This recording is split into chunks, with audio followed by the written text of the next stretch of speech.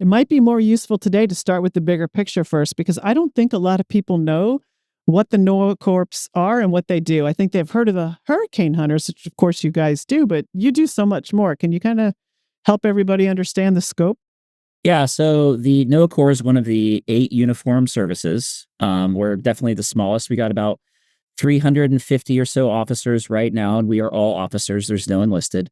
Although we are authorized up to 500 total strength from the Authorization Act back in 2020. We have originally were from created by Thomas Jefferson. So back in the early 1800s. So there's a long history there as the Coast and Geodetic Survey, where they would go out and start some nautical charting and stuff like that to help the commerce flow. And so that's really where our origin is. And then just over time, it eventually became its own thing. It used to be a joint service.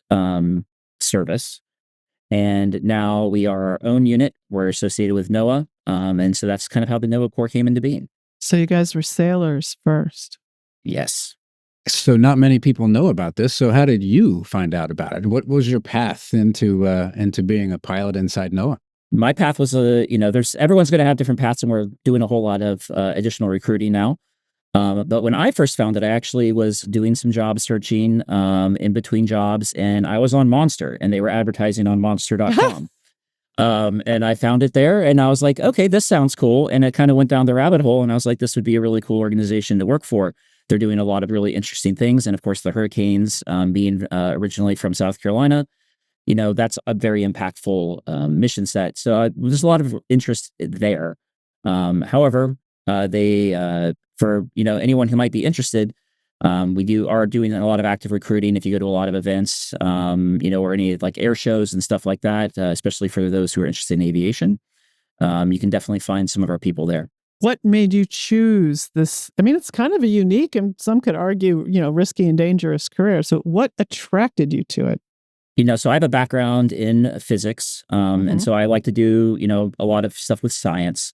And I was very interested in, anything scientific related. But I also had a large drive to be of use, to do something greater than just working for myself or working for the next paycheck. So service in the government, especially in this career field, which has a lot of scientific impact, was just kind of like a perfect storm of service, impact, and just doing stuff that's cool. Definitely checks the cool box.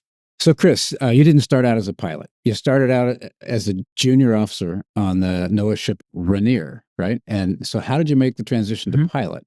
How much training did you have to go through? What kind of training?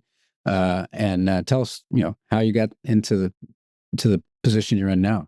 So a lot of the NOAA Corps is dedicated to the maritime field.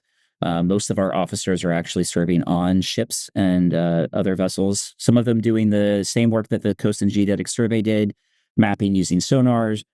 Some of them are involved in better understanding the populations and fisheries work and stuff like that, or in, oceanographic research. Originally, most of the pipeline to get to aviation for the NOAA Corps was to originally go to the ship, serve on the ship side for a minimum of 2 years, and then you'd be able to apply up into aviation if you were, showed the desire and the capability and stuff like that. And that's the career progression for that I fell into. Presently, we are actually bringing people directly into the aviation field, those who are highly qualified. So we can get them directly into this highly technical field and get them operational as soon as possible. But for me, I had to go to the ship first, which is a great experience for me. I got qualified as a NOAA diver. I was the medical person in charge, and of course got qualified in the small boats and as the officer of the deck for the ship before being selected for aviation. Once I was selected for aviation, which was an application process, and you had to submit some testing batteries and stuff like that, as well as interviews. I went to initial flight training at a civilian flight school, and I went through all of my FAA certifications up through my commercial multi-engine and instrument rating. And then from there, I actually came to AOC and started training in our actual aircraft themselves.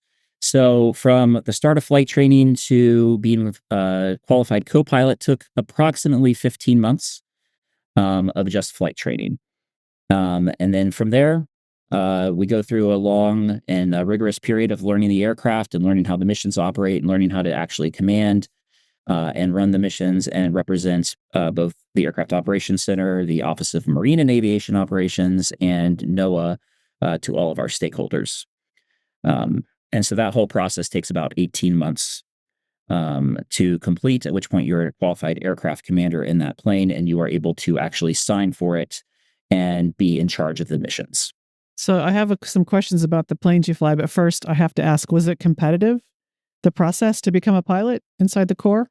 It is very competitive. Like many things, it's going to depend on how many people are interested in any given point in time. But in general, we are out of 350 or so officers, there's only about 50 to 60 aviators. Okay.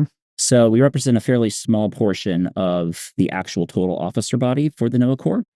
And we're really looking for highly qualified folks, not only in their technical skills and their education, but also in their ability to work as a team, because more than almost anywhere else, when it's just you and another pilot in the cockpit for 6 to 8 hours on a mission flight, you have to be able to work with all sorts of different personalities.